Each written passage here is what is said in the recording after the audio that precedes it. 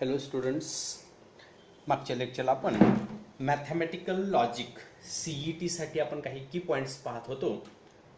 त्यातले काल तुम्हाला मी काही गोष्टी सांगितल्या होत्या. त्यातली एक पहिली स्टेटमेंट सांगितली, how to recognise the statement, त्याची माहिती सांगितली होती. कालचा व्हिडिओ तुम्ही पहा आणि व्हिडिओ पाहिल्यानंतर आवडला की त्याला आपल्या चॅनलला सबस्क्राईब करायला विसरत जाऊ नका. त्याच्यामध्ये मी तुम्हाला लॉ ऑफ एक्सक्लूड इफ, कारण काल मी सांगितलं स्टेटमेंट असेल तर ट्रू किंवा फॉल्स असते. ट्रू आणि किंवा फॉल्स असेल तर त्याला लॉ ऑफ एक्सक्लूड मिडल म्हणतात, हे तुम्हाला काल सांगितलं.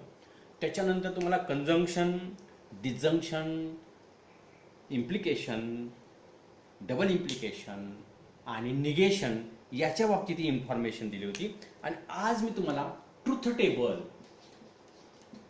टेबल हे तुम्हाला माहिती आहे, सगळ्यांना माहिती आहे, पण फक्त अजून पुढचा पार्ट मी तुम्हाला सांगणार. ट्रूथ टेबल काल सांगितलं तुम्हाला की if the statement is a true or false, कुठलेही स्टेटमेंट असताना त्याला दोन ट्रूथ व्हॅल्यू असतात, ट्रू असतं किंवा फॉल्स असतं. एक स्टेटमेंट असेल तर दोन ट्रूथ व्हॅल्यू असणार.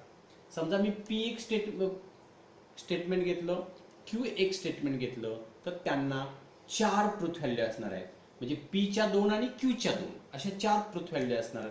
T दोन T म्हणजे 2 times true 2 times false. Q TF alternate घ्यायचं हे सर्वांना माहितीच आहे, याच्यात काय प्रॉब्लेम नाही आहे. आता मी पहिली गोष्ट घेणार आहे कंजंक्शन, P कंजंक्शन Q, नंतर डिजंक्शन, नंतर इम्प्लाइज आणि नंतर बाय कंडिशन और डबल इम्प्लाइज बाय कंडिशन. हे तुम्हाला काल सांगितले. कंजंक्शनला हे सिम्बॉल आहे, त्याला आपण वर्ड्स अँड, बट, यट असे वर्ड्स घेतले. याला आपण ऑर अ वर्ड घेतलाय, याला आपण इफ देन घेतलेला आहे, आणि याला आपण if and only if and only if असं काल तुम्हाला मी लिहून दिलेलं आहे. फक्त आता माहितीचं असं म्हणून की मी तुम्हाला लिहिलं आहे. आता इथं जे लक्षात ठेवा, इथं हा जो टेबल जो आहे तो टेबल लक्षात ठेवायचे. कंजंक्शन म्हणजे अशा प्रकारचा सिम्बॉल आला किंवा अँड आला, बट आला, यट आला, तर तुम्हाला लक्षात ठेवा इथं बघायचं हे सेम असतं प्रत्येक वेळेला. टीच असतं, दोन्हीलाही टी असेल तर ट्रूच असतं, अदरवाईज ते फॉल्स असतं. हे माहिती आहे सर्वांना. True true true, otherwise false. डिजंक्शनला कसं असतं, ते उलट असतं, false false false, otherwise true असतं. हे माहिती आहे सर्वांना. इम्प्लिकेशन जे असतं ते TF म्हणजे पहिला टी दुसरा F असेल तरच F असतं, अदरवाईज टी असतं. आणि बाय कंडिशनला दोघापैकी एक कुणीही ट्रू पाहिजे, दुसरा फॉल्स पाहिजे, तर ते फॉल्स असतं. दोन्हीला फॉल्स. बघा, ट्रू आहे फॉल्स आहे फॉल्स, फॉल्स आहे ट्रू आहे ट्रू, आणि अदरवाईज टी. हे टेबल जर तुम्हाला आलं तर तरी सुद्धा याच्यावर 2 मार्कचा जो क्वेश्चन आहे तो तुम्हाला समजू शकेल.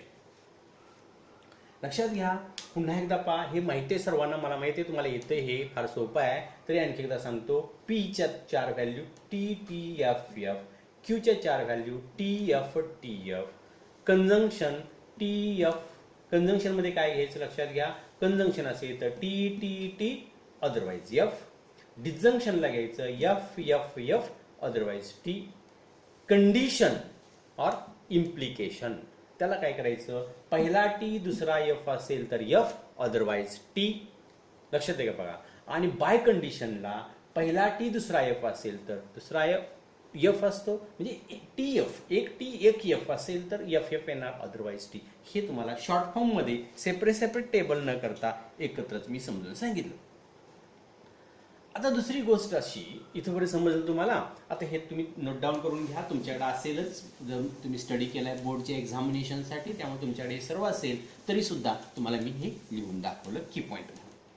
आता समजा हे जे मी आता सांगितलं conditional statement, P implies Q, if P then Q. आपण कसं म्हणतो, if P then Q. P ला Q ही पूरक कंडिशन असते. आता P ला काय म्हणतात हे आपल्या स्टेट बोर्डच्या सिलेबसमध्ये हा शब्द नाहीये. या P ला P is called antecedent. त्याला काय म्हणतात? अँटीसेडेंट. हे आपल्याकडे नाही आहे. कॅपिटल करा किंवा स्मॉल करा. अँटीसेडेंट, ANTECEDENT, हे तुम्हाला CET साठी विचारणारे शब्द आहेत. अँटीसेडेंट और हायपोथेसिस और हायपोथेसिस हे माहित पाहिजे, लक्षात घ्या. P is called antecedent or hypothesis. Implication मध्ये लक्षात घ्या. इम्प्लिकेशन कंडिशनल असं आपण नाव दिलेलं आहे. P इम्प्लाइज, किंवा ह्यालाच आपण असाच आरो असतो किंवा तुम्हाला काय सांगितले असं अनेक असा आरो असतो, हे किंवा हे दोन्हीपैकी एक असतं, लक्षात घ्या. तर P इम्प्लाइज Q असं जे म्हणतोय त्याला त्या P ला म्हणतात अँटीसेडेंट किंवा हायपोथेसिस असे म्हणतात, लक्षात घ्या. आणि Q इज कॉल्ड, Q ला काय म्हणतात हेही आपल्या बोर्ड एक्झामिनेशन बोर्डच्या बुक मध्ये नाही आहे. कॉन्सिक्वेंट और कॉन्क्लुजन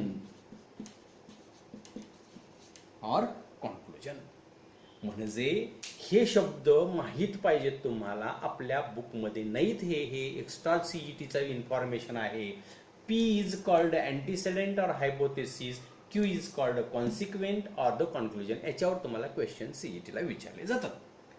हा एक भाग झाला, हे लक्षात ठेवा, हे की पॉइंट. ओके, नेक्स्ट गोष्ट तुमच्या लक्षात आहे का बघा. आपण P इम्प्लाइज Q जेव्हा म्हणतो याच्यामध्येच आपण कॉन्व्हर्स, इनव्हर्स, कॉन्ट्रापॉझिटिव्ह शिकलोय. 3 गोष्टी शिकलोय. Converse, inverse, contrapositive. तुम्हाला सेंटेन्स देणार आणि 4 ऑप्शन देणार. What is the converse of this sentence statement असं म्हणतील, व्हॉट इज द कॉन्ट्रापॉझिटिव्ह म्हणतील, व्हॉट इज द इनव्हर्स म्हणतील. 3 गोष्टी तुम्हाला सांगतो. Converse, inverse and contrapositive.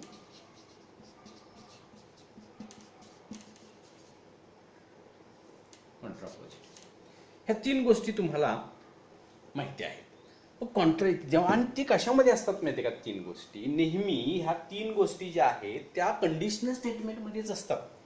त्या गोष्टी ज्या आहेत त्या कुठे असतात, कंडिशनल स्टेटमेंट मध्येच असतात, लक्षात घ्या. बाकीच्या स्टेटमेंट मध्ये कॉन्व्हर्स, इनव्हर्स, कॉन्ट्रापॉझिटिव्ह असू शकत नाहीये.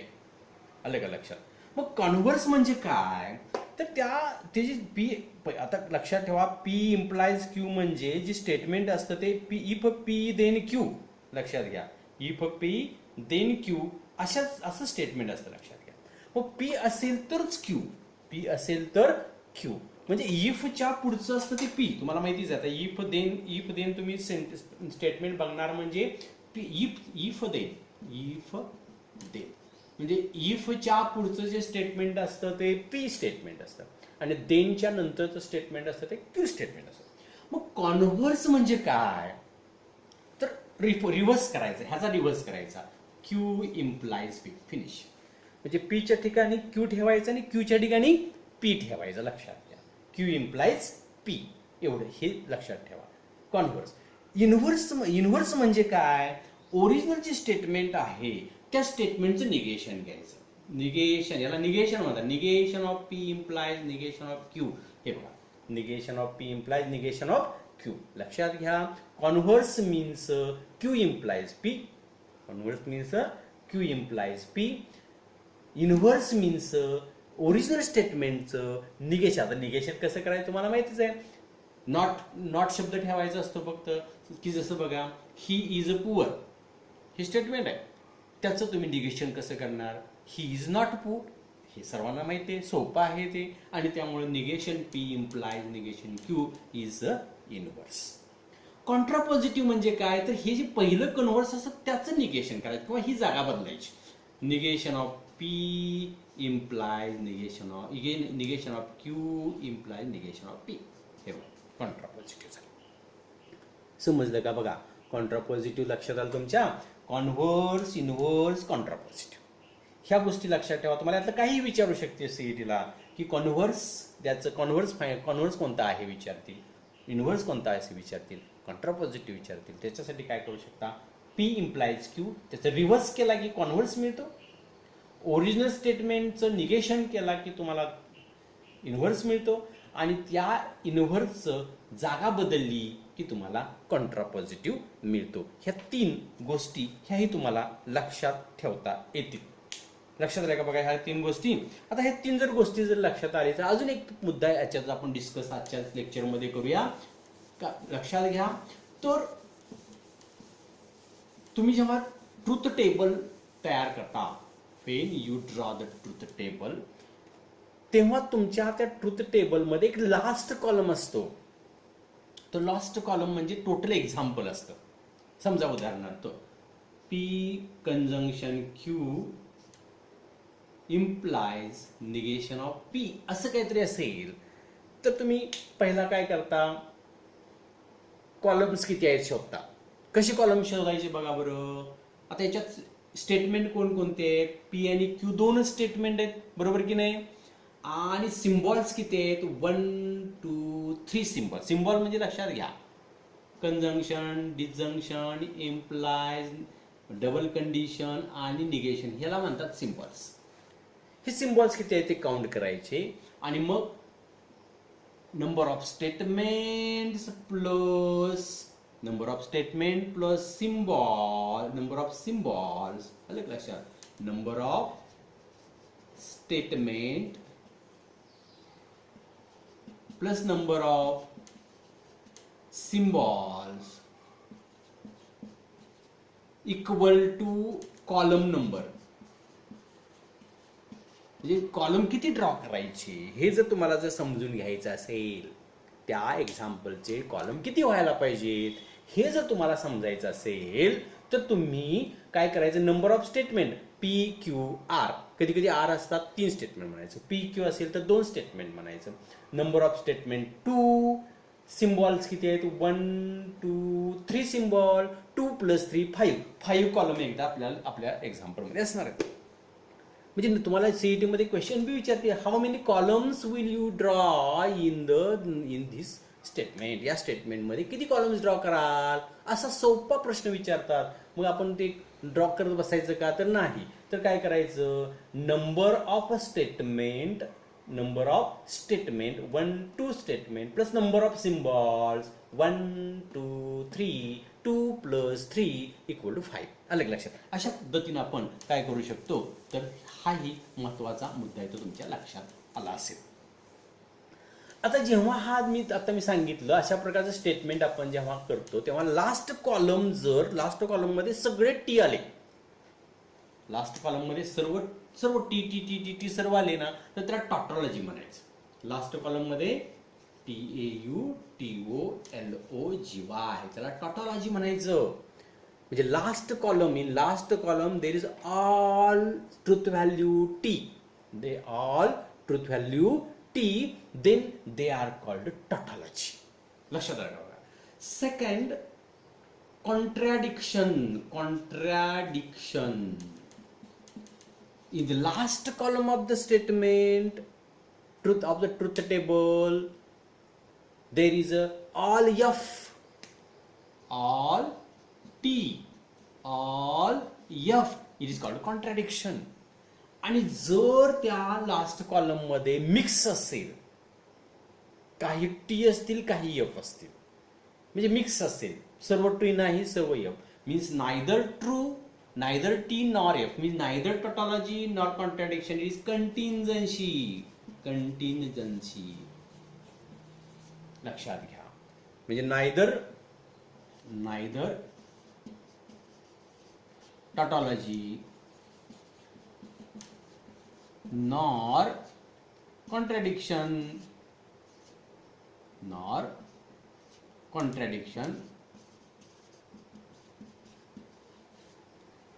neither tautology nor contradiction, it is contingency. लक्षात आलं का बघा.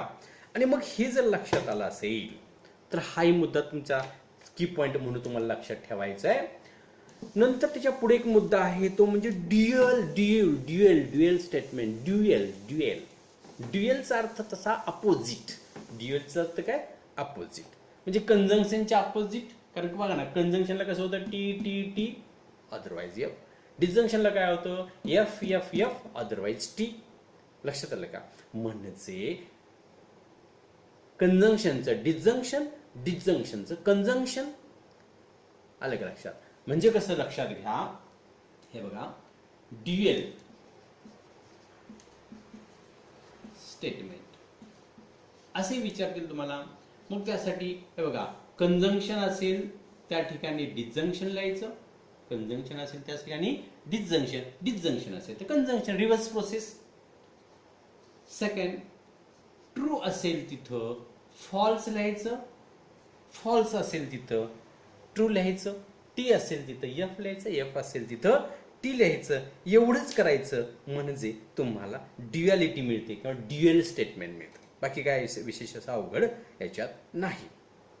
फॉर एक्झाम्पल, समजा मी तुम्हाला असं म्हणलं P conjunction Q disjunction R असं स्टेटमेंट आहे. असं ड्युअल तुम्हाला त्या काढा म्हणतो, तुम्ही काय देणार याचं आन्सर? याच्या ठिकाणी डिसजंक्शन पी कंजंक्शन करणार, याच्या ठिकाणी डिसजंक्शन करणार, क्यू डिसजंक्शन आर. झालं बघा. समजते का? बघा, हे तुम्हाला आजचे की पॉइंट. अजून एक लेक्चर होईल आणि मग अजून 2 लेक्चर तुम्हाला की पॉइंटसाठी बघावे लागतील. प्रत्येक व्हिडिओ काळजीपूर्वक पहा. की पॉइंट जर आले तर तुम्हाला क्वेश्चन सोडवायला काहीही अवघड जात नाही. मग पटपट पटपट क्वेश्चन तुमचे तुम्ही सॉल्व्ह करू शकता. फक्त की पॉइंट्स अतिशय महत्त्वाचे असतात. ओके, ठीक आहे.